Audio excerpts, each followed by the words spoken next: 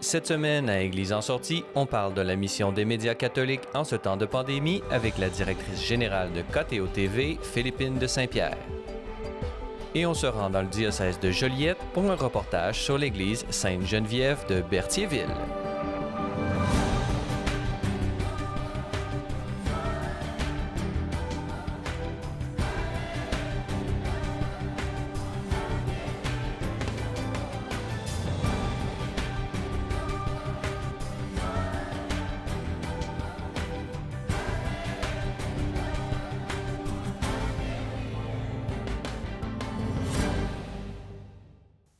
Bonjour mesdames et messieurs et bienvenue à Église en sortie. Aujourd'hui à l'émission, nous allons parler de la télévision catholique en ce temps de COVID-19 et pour nous en parler, nous avons avec nous par visioconférence Philippine de Saint-Pierre. Bonjour.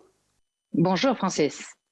Philippine de Saint-Pierre, pour ceux qui vous ne connaîtraient pas encore, vous êtes directrice générale de la télévision KTO TV qui est la télévision catholique française, l'équivalent français de télévision C'est les Lumières. Alors, c'est une joie de vous avoir avec nous aujourd'hui pour parler de comment, comme médias catholiques, accompagnons-nous les fidèles et le peuple de Dieu dans ce temps très, très difficile pour les communautés.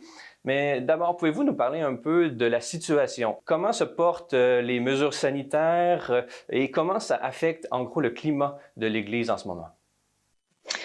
Alors écoutez, c'est difficile parce que comme un peu partout dans le monde, ça peut changer d'un jour à l'autre, voire parfois d'une heure à l'autre. Actuellement en France, nous ne sommes pas dans une situation de confinement total. Nous l'avons été au printemps. Nous avons eu un confinement un peu plus léger à l'automne. Et puis aujourd'hui, les activités ordinaires normalement se déroulent avec bien sûr des restrictions. Il y a un couvre-feu, donc interdiction a priori de sortir sauf nécessité absolue après 20 heures. Et même dans certains départements où l'épidémie est plus forte en ce moment, après 18 heures. Mais les écoles restent actuellement ouvertes. Encore une fois, cette situation, elle peut changer d'un moment à l'autre. Dans les entreprises, c'est le recours au télétravail qui est fortement recommandé pour partout où c'est possible et dans une large majorité. Et puis, bien sûr, toutes les mesures de protection dans les magasins, le nombre de personnes, les distanciations, le lavage fréquent des mains, etc., comme nous en avons l'habitude dans le monde entier, je dirais maintenant depuis le mois de mars dernier. Et pour les communautés chrétiennes, est-ce que les églises sont confinées également ou il y a des mesures de restriction du nombre de personnes qui peuvent assister à la messe? Comment ça se passe à ce niveau-là? Alors pendant le confinement du printemps et de l'automne, les cultes ont été complètement arrêtés et à l'automne, les évêques français ont même déposé finalement un recours au moment où les commerces ont été réouverts. Dans un premier temps, le culte demeurait interdit. Les évêques français, pour toutes les religions d'ailleurs, ont demandé que les cultes puissent reprendre comme étant une activité essentielle et nécessaire à la vie de l'être humain. Et c'est vrai qu'il y avait cette incompréhension de dire il y a des centres commerciaux qui réouvrent où on peut avoir 200 personnes sur un vaste magasin et puis on nous dit que les cathédrales ou les églises doivent rester fermées, c'est pas cohérent. Alors le Conseil d'État a donné raison aux évêques et le gouvernement a donc fin novembre réautorisé l'ouverture des cultes, mais avec bien sûr des mesures très strictes de distanciation. Donc un rang sur deux doit rester vide, une chaise vide entre deux personnes, deux chaises vides entre deux personnes, etc. Donc c'est une jauge qui est adaptée à la taille de chacun des lieux. Et puis bien sûr, ça affecte beaucoup la vie des communautés parce que quand les sacrements peuvent être célébrés, c'est pas le cas partout, mais ça se fait en tout petit comité, donc c'est parfois complexe, d'autant plus que beaucoup de sacrements qui devaient avoir lieu, être reçus au printemps, n'ont pas pu avoir lieu du tout, donc on espérait les reporter à l'automne, puis maintenant en début d'année. Comme partout, je crois, mais la situation des communautés était assez difficile à vivre et puis surtout, il faut être très inventif pour maintenir le lien avec des personnes qui, pour certaines, pour des raisons de santé, pour d'autres, par des raisons de protection d'elles-mêmes, sortent beaucoup moins de chez elles, sont moins en lien physiquement avec leurs églises. On dit qu'un tiers des pratiquants ici n'est pas revenu à la messe dominicale, malgré le fait que c'est désormais permis. Donc, maintenir ce lien, c'est le vrai défi de nos communautés aujourd'hui. Et maintenir ce lien, c'est en partie et peut-être vraiment une belle opportunité pour tous les médias catholiques pour jouer leur mission de médiateur entre la vie de l'Église sacramentelle et communautaire et également les fidèles qui sont malheureusement, pour les plus vulnérables, pas retournés dans les lieux de culte depuis ce déconfinement et reconfinement. On comprend bien la situation qui évolue au jour le jour. Parlez-nous justement de votre travail à KTO TV. Comment vous êtes-vous adapté à la situation de confinement depuis mars dernier? Peut-être, j'imagine que vous avez désormais une histoire des différentes adaptations que vous avez pu faire. Parlez-nous un peu comment s'est déployée un peu votre mission à travers ces mesures de confinement que nous vivons depuis mars dernier. Alors c'est vrai qu'en France, quand le premier confinement a été décrété, c'était le 17 mars, bien du jour au lendemain, il a fallu faire deux choses, c'est-à-dire d'abord savoir comment nous-mêmes nous allions pouvoir continuer à produire des émissions parce que tout d'un coup, eh bien nos collaborateurs, nos émissions ne pouvaient plus avoir lieu. Pas question d'inviter des gens en plateau, pas question de réaliser tous les reportages qui étaient prévus, surtout au printemps où d'habitude il se passe beaucoup de choses dans la vie des communautés. Et donc on s'est retrouvé un très petit nombre au siège de la télévision. Et dans le même temps, on avait bien conscience du besoin parce que du jour au lendemain, vous dites aux gens qui sont enfermés chez eux qu'on est à l'approche de Pâques et que le culte est suspendu. Il y a évidemment un service à rendre, c'est la première chose, pour que on puisse accompagner les personnes dans la manière de vivre ces événements et puis dans la préparation à Pâques. Alors la première chose, ça a été de multiplier les rendez-vous de prière à l'antenne, puisque c'était une forte demande de nos téléspectateurs et qui a rencontré aussi d'autres demandes. Je prends un petit exemple, le sanctuaire de Lourdes a dû fermer pour la première fois de son histoire. C'était jamais arrivé, même pendant les guerres, c'était pas arrivé. Et donc tout d'un coup, les chapelains de Lourdes qui servent ces dizaines de milliers de pèlerins au quotidien se sont retrouvés tout seuls devant la grotte. Et il fallait absolument que cette prière à la grotte, elle soit ouverte au plus grand nombre malgré les grilles du sanctuaire. Donc en lien avec Lourdes, eh bien on a diffusé la messe quotidienne depuis la grotte. On a multiplié comme ça ces propositions. Il y a la prière, mais il y a aussi le désarroi dans lequel beaucoup se sont trouvés plongés. Toutes les questions que ça nous posait à tous, sur tout d'un coup dans notre société, l'autre devient un danger. Alors comment est-ce qu'on fait face à ça? Comment est-ce qu'on fait face aussi à des situations d'enfermement qui sont parfois devenues très compliquées, soit pour cause de solitude, soit pour cause d'extrême promiscuité dans certains cas qui étaient difficiles à vivre. Et donc on a ouvert l'antenne, on a lancé une émission temporaire qui s'appelait le Café du curé. On a demandé aux curés des paroisses voisines de là où se trouve le siège de KTO, qui eux pouvaient venir en bicyclette ou rapidement, de bien vouloir venir en direct tous les jours à 14h. Et pendant une demi-heure, on avait une libre antenne pour les questions des gens. Il s'est passé là des choses extraordinaires. Parce qu'il y avait des questions d'abord, comment on fait pour vivre ce temps? Comment on fait pour vivre la messe à la télévision en famille avec des adolescents? C'est quand même pas facile. Comment on se prépare à Pâques intérieurement alors qu'on est tellement préoccupé par la situation ambiante? Et puis très vite, en fait, les gens ont aussi posé des questions existentielles, parce que je crois que cette crise nous a ramené aussi à des questions existentielles. Mais au fond, voilà, et des questions parfois très touchantes de gens qui disaient, mais vous savez, moi, je suis un chrétien, je pratique occasionnellement, mais j'ai jamais osé poser ces questions-là à un prêtre ou à des gens de ma paroisse parce que j'ai peur qu'on trouve que ma question est idiote.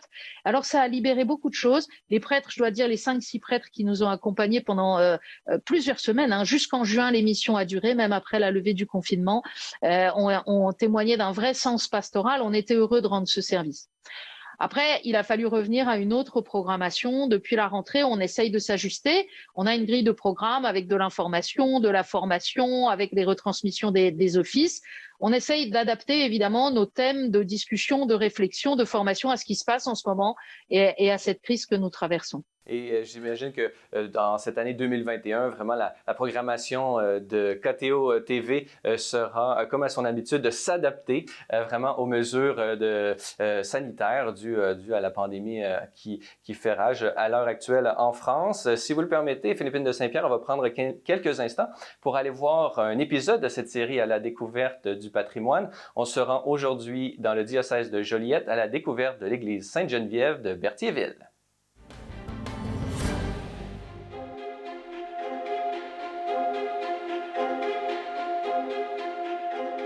Alors, je suis l'abbé Claude Sauvageau et ici, on est à la paroisse Sainte-Geneviève des Berthiers.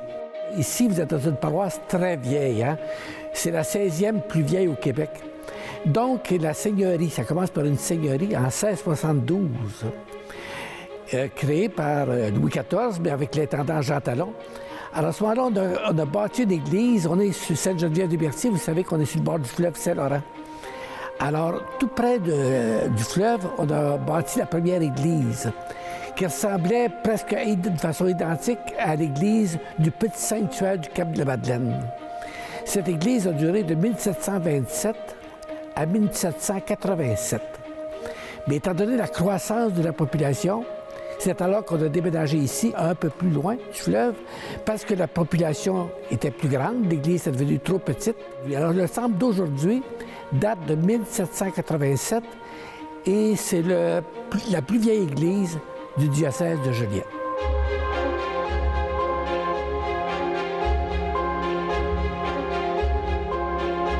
De 1787 à 1840, l'église était faite sous forme de croix, comme c'était l'habitude à ce moment-là, une croix latine. Et avec l'accroissement de la population, ce qui est arrivé, c'est qu'on a défait les côtés de l'église, donc les bras de la croix, pour les remplir. Donc l'église est devenue une église carrée et on a mis des jubés pour augmenter la population aussi. Alors ça, c'est ce qu'il y a de majeur. Ensuite, en 1840 aussi, bon, il y a eu l'établissement de 2 clochers pour aboutir aux côtés de ces deux années-là. Et en 1972, on a aussi vu à l'aménagement décoré sur la feuille d'or.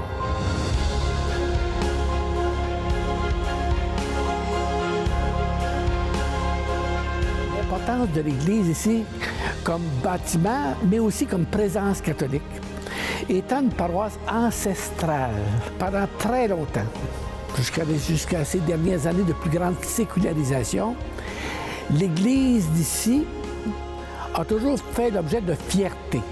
Je pense que les prêtres ont tout le temps été beaucoup estimés et aimés.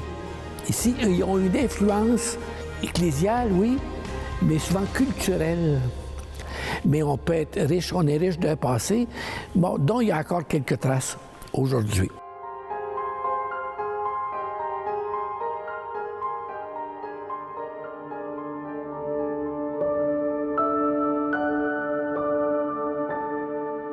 Un élément de la première Église qui est toujours présent dans l'Église ici actuellement, c'est la peinture à l'arrière du maître-autel qui illustre Sainte-Geneviève avec ses brebis comme bergère.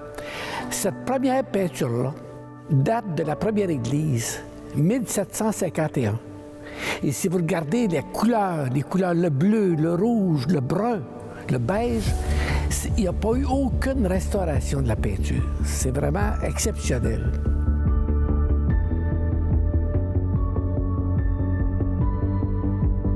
En ce qui concerne l'Église elle-même, disons qu'une caractéristique de cette Église-là, c'est qu'il n'y a pas d'architecte. Il n'y a pas d'architecte qui a fait les plans et ainsi de suite. On a construit selon l'expertise du temps, au fur et à mesure avec des artisans. Pour la décoration de l'Église, alors ce 2 artisans. Et la spécialité de l'Église ici, ce sont justement ces sculptures. Dans l'Église de Berthier, on trouve 11 000 sculptures. Alors, vous voyez les sculptures de la voûte qui s'orientent vers l'agneau pascal. Et vous voyez aussi les nombreuses sculptures des colonnes, avec toutes les petites... Il y en a 11 000 sculptures. Le retable, c'est-à-dire la partie supérieure du maître-autel, est de M. Bolvin. Vous voyez, c'est tout fut enrichi. Hein? Il y a uniquement 2 mobiliers qui restent de Bolvin aujourd'hui, celui de Sainte-Famille de Boucherville et de Berthier. Ensuite, vous avez 2 autels latéraux aussi, c'est vrai, hein? Qui sont aussi revêtus de feuilles d'or. Vers 1787, M. Louis Dulompré, qui est un Français, mais établi à Trois-Rivières, vient peindre les autres tableaux de l'Église. On a 6 tableaux. Vous avez la présentation de Jésus au Temple, avec le vieillard Siméon et le siège pascal, Marie-Joseph, l'enfant Jésus. Vous avez aussi la résurrection de Jésus, mais avant sa mise à mort, sa mise en croix.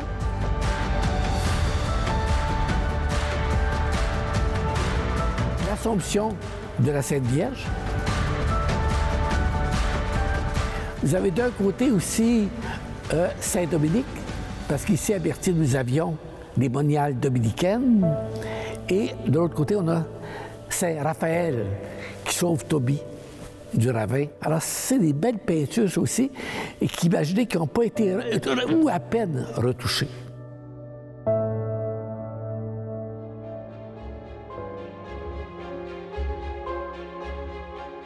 Il y a un autre aspect important à mentionner ici, c'est l'orgue.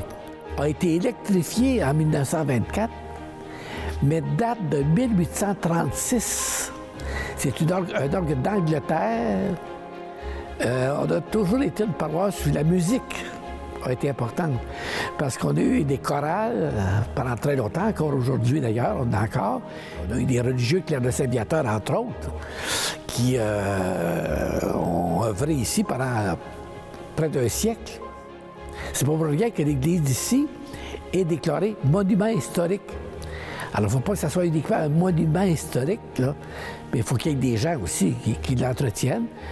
Peut-être qu'il y a moins de gens qui viennent dedans, mais il y a un intérêt pour l'Église. Bien, moi, je souhaite que...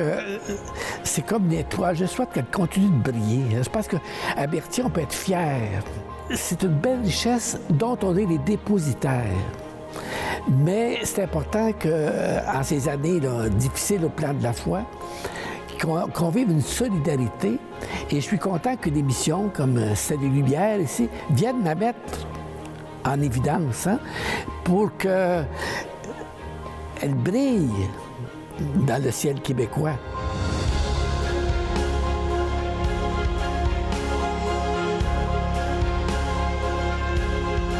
Alors, si jamais, dans les téléspectateurs qui visionnent cette émission, l'été prochain, vous pourrez vous recueillir dans cette église qui inspire la piété.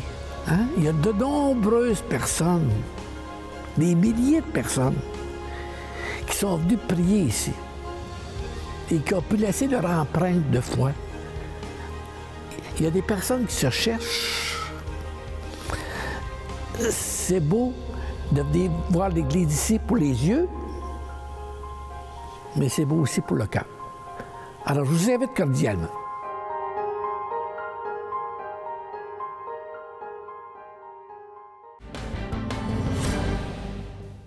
Nous sommes toujours en compagnie de Philippine de Saint-Pierre, directrice générale de KTO TV, vraiment une télévision catholique au service du peuple de Dieu qui se trouve non seulement en France, mais également en Belgique, Suisse francophone, Moyen-Orient, l'Afrique francophone également, vraiment une télévision internationale. Alors c'est une joie d'être avec vous aujourd'hui pour discuter un peu de comment vivez-vous de votre côté de l'Atlantique ces mesures de confinement et comment être présent auprès du peuple de Dieu. Justement, peut-être au niveau peut-être plus théologique ou philosophique, j'aurais une question sur justement comment voyez-vous cette mission de l'Église dans la situation actuelle et comment un média catholique comme le vôtre peut-il être un moyen pour rendre Jésus présent au monde malgré vraiment ces mesures sanitaires qui font obstacle, on ne se le cachera pas, vraiment au déploiement et à l'annonce du royaume de Dieu? Il me semble, mais ça doit pas être prétentieux parce que c'est des choses qu'on essaye de faire. Ça veut pas dire qu'on y parvient toujours, mais il me semble qu'une de nos missions aujourd'hui dans nos médias, c'est aussi de nous aider d'abord à remettre les choses dans une perspective. Un des évêques français avait dit après le premier confinement, c'est étonnant comme notre société est extrêmement agile et même parfois autoritaire pour s'occuper de préserver la vie des individus, mais on s'occupe pas de la personne qui est à l'intérieur. On s'occupe de sa santé, et puis si psychologiquement ça va très mal, si on ne sait plus se situer dans ce monde un peu fou, alors on s'en occupe vraiment beaucoup moins. On a vu d'ailleurs dans les mesures de protection, hein, l'isolement des personnes âgées, comment ça pouvait provoquer des situations de glissement où les gens arrêtent d'avoir envie de vivre parce que finalement, si c'est pour vivre seul, enfermé dans une chambre, on n'a plus la joie d'être en relation avec nos frères et sœurs, et c'est vraiment quelque chose de constitutif de l'être humain. Donc, continuer de faire exister ce besoin de le dire. La télévision, ce qu'elle peut faire, c'est d'abord donner des espaces pour ça, pour qu'on exprime une réflexion posé sur ce que nous traversons et pas être uniquement prisonnier de la litanie des chiffres qu'on entend toute la journée pour savoir combien de nouveaux cas, combien de nouveaux morts, etc., qui nous enferment complètement. Ça ne veut pas dire que c'est pas important, mais il faut aussi prendre cette distance. Et puis, la télévision, elle nous aide à faire communauté d'une certaine façon, c'est-à-dire à nous dire, c'est la merveille du direct aussi, quand on prie ensemble à une heure donnée, et on l'a tous vécu à Pâques, on était enfermés chez nous, on n'avait pas le droit de sortir. Et pour autant, on a célébré Pâques, peut-être même avec une inventivité dans les familles qui ont pu le faire, qu'on n'aurait pas expérimenté autrement, parce qu'on a redécouvert combien c'est précieux. Combien c'est précieux de prier avec d'autres, combien c'est précieux de pouvoir célébrer. Alors on était privés de toute une partie. Ça amène plein d'autres réflexions sur la virtualisation parfois de nos relations dans les communautés chrétiennes. Mais je crois que nos télévisions ont servi de vecteurs de liens, ont servi à nourrir la réflexion et peut-être, je l'espère, à certains moments, à transmettre aussi un peu de paix au cœur de ce chaos. Et c'était vraiment une façon d'être au service de cette Église évangélisatrice, mais peut-être j'aurais une question au niveau à d'Intra, à l'intérieur même de l'Église. Quel genre de commentaires avez-vous reçus peut-être des évêques, du clergé ou même des communautés de religieux et de religieuses là, qui se trouvent en France ou un peu partout dans le monde, mais quel genre de commentaires avez-vous reçus de la part de ces personnes et concernant votre travail? Je veux dire d'abord qu'il y a beaucoup de gens qui ont découvert KTO à cette occasion parce qu'ils connaissaient le nom, ils savaient que la chaîne existait, mais comme souvent, on se dit, surtout si on habite en ville, moi j'ai une communauté vivante, j'ai pas besoin forcément de regarder la télévision. Puis là, ils ont découvert donc le service et donc il y a eu des beaux échanges à ce sujet et des beaux témoignages. Nous, on a essayé d'être vraiment un outil, donc on a dit aussi aux évêques, écoutez, vous n'avez plus le moyen d'être en communication directe avec le peuple qui vous est confié. Donc, si vous avez un message à faire passer pour Pâques, là récemment pour Noël, faites une vidéo avec vos collaborateurs ou tout seul avec votre téléphone. Et puis, même peut-être techniquement, elle ne sera pas incroyable, mais si vous avez ce besoin de vous exprimer, de faire passer ce message pastoral, nous, on le diffusera. Et je crois que beaucoup se sont, de cette manière, approprié l'outil en voyant combien ils pouvaient rejoindre les personnes chez elles quand on n'avait pas moyen de faire autrement. Après, ça pose aussi des tas de questions. Ça pose des questions d'ecclésiologie parce que la télévision, elle abolit l'espace. Or, notre Église, elle est incarnée. On est sur un territoire, on a une paroisse, on a un diocèse. Et puis là, en fait, avec le confinement, avec aussi la télévision, mais la multiplication des vidéos sur YouTube, on peut finalement choisir de suivre les messes d'un prêtre de paroisse qui est tout à fait à l'autre bout du pays ou peut-être à l'autre bout du monde. On peut choisir un évêque qu'on préfère parce qu'il a l'air, il correspond mieux à notre tempérament. On le trouve plus adapté, plus sympa que celui qu'on connaît chez soi. Et il y a là une vraie question parce que notre réalité, elle est incarnée. Donc, je pense il y a presque un impensé de l'Église dans ce domaine-là aujourd'hui. On n'ira pas contre cette réalité. On le voit bien aujourd'hui pour les jeunes. Moi, j'ai des enfants qui sont grands, autour de 20 ans. Je ne vais pas leur dire, tu sais, il faut que tu te cantonnes à ce qui est près de chez toi parce que c'est comme ça et c'est important. Vous me regardez comme si vraiment ses parents n'y comprennent rien. Et donc, on doit prendre acte de ce bouleversement du rapport à l'espace.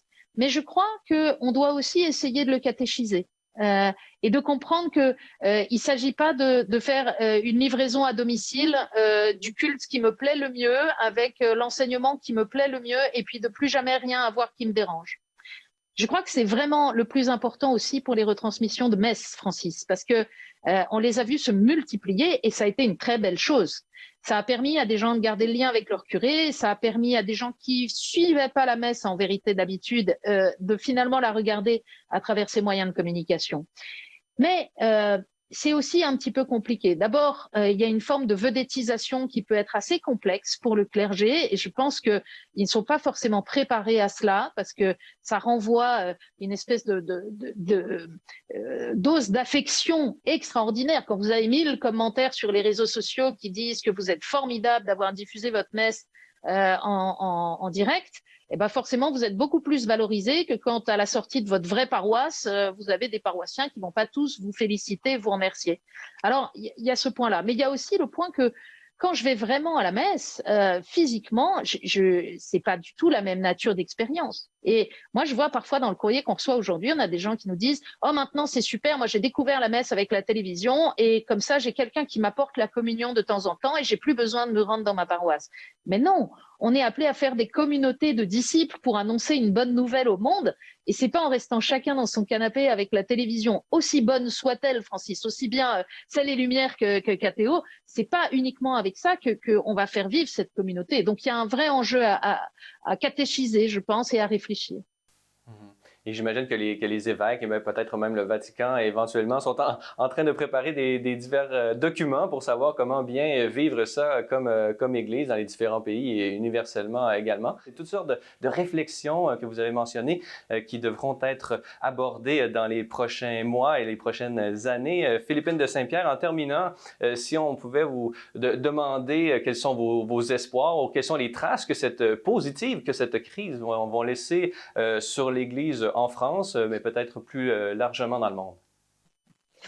Eh bien, je crois que pour la petite expérience, on manque de recul, hein, mais cette crise nous a amené paradoxalement, alors que l'autre est un danger, à redécouvrir combien nous sommes dépendants les uns des autres.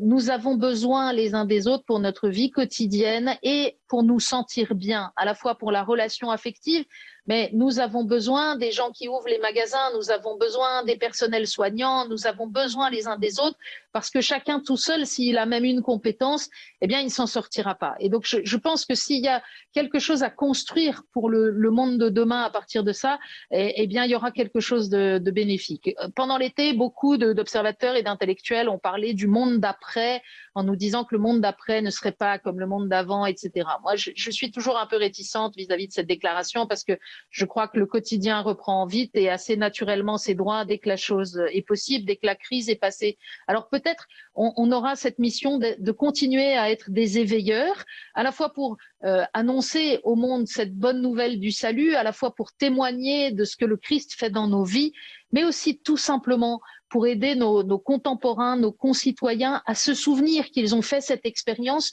qu'on a besoin de l'autre et que c'est donc en construisant ensemble qu'on pourra avancer. Très bien. Alors, Philippine de Saint-Pierre, je rappelle à nos téléspectateurs que vous êtes la directrice générale de KTO Télévision. Et nous étions réunis aujourd'hui pour parler justement des médias catholiques en général et comment allons-nous être au service et adapter notre mission à celle de l'Église dans ce temps de mesures sanitaires. Alors, Philippine de Saint-Pierre, un grand merci. Oui, j'imagine que vous... Merci. Si je peux ajouter une petite chose, je voudrais saluer aussi le travail merveilleux que fait Celles et Lumières. On a la joie aussi de pouvoir diffuser votre belle émission, Francis, mais on regarde aussi les autres choses que vous produisez et bravo pour ce service. C'est une très, très belle chaîne que vous avez là. Alors, merci beaucoup, Philippine de Saint-Pierre. Voilà, c'est tout pour aujourd'hui. N'hésitez pas, si vous avez des questions ou commentaires, vous pouvez m'écrire à l'adresse qui apparaît au bas de l'écran. Revenez-nous la semaine prochaine pour un autre épisode d'Église en sortie.